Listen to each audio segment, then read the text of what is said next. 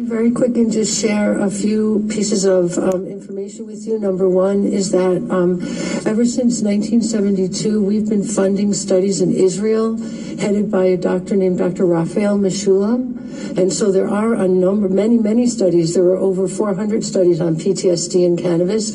And in Israel, they actually give their veterans PTSD. They give them each a gram a day for free because it's so effective. So as far as there being no studies, there are. And there's a psychiatrist who's been working in this field for years. His name is Dr. Lester Grinspoon. He's at Harvard University. He's retired now, but he's written extensively about the use of cannabis in all the psychiatric disorders, and he has years and years and cases of clinical experience. So it has been shown. And then the other thing I just wanted to say about the cruelty of an approach of making someone try all these other medicines. This is from a mother who, and she had to go through this with a child who had epilepsy because the ignorance, again, people didn't know.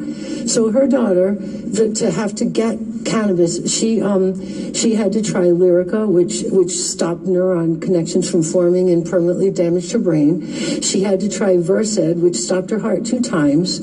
She had to try Trileptal, which stopped her daughter's breathing. Vimpat, which made her unable to walk and talk and eat for 6 months. Valium and phenobarbital and Depakote, which took away her IQ, lowered it tens of points.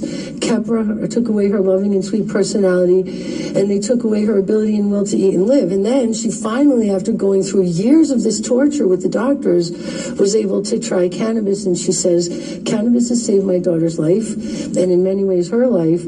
My daughter still has a devastating form of epilepsy called Dravet syndrome, but she has more days seizure-free than she ever has in her whole life. And it's terrible when you make someone go through treatment after treatment after treatment that doesn't work, just to allow them to try the one that does. So please don't make them try medicine. It's going to hurt them first. Thank you. Thank you, Anne.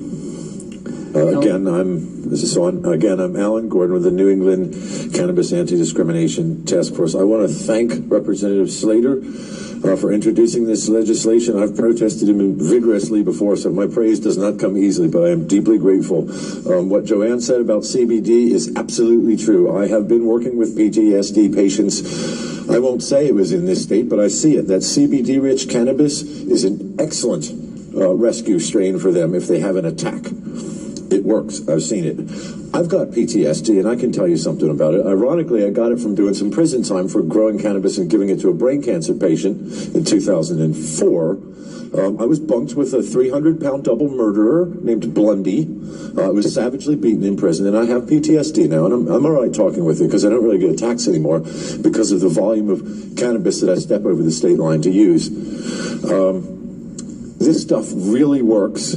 And the psychiatric medicines for PTSD may give some little help, but they'll tear up the kidneys and the liver, and they don't tell you that stuff. Those medicines are poison.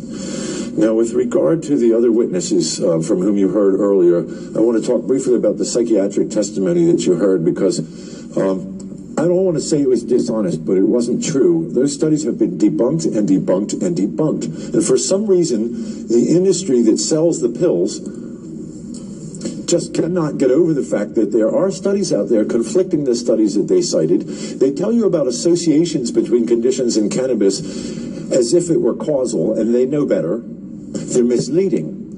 They know the difference between association and causality. The people they say are being made sick by cannabis are self-medicating those illnesses with cannabis, and they know that. Now, with regard to the Attorney General giving medical testimony before this committee, I would like to just encourage you to go and kind of press her on that. She's a lawyer. She is not a medical expert. And I'd like you to just go ahead and cross-examine these so-called medical experts. They're conflicted financially. Thank you.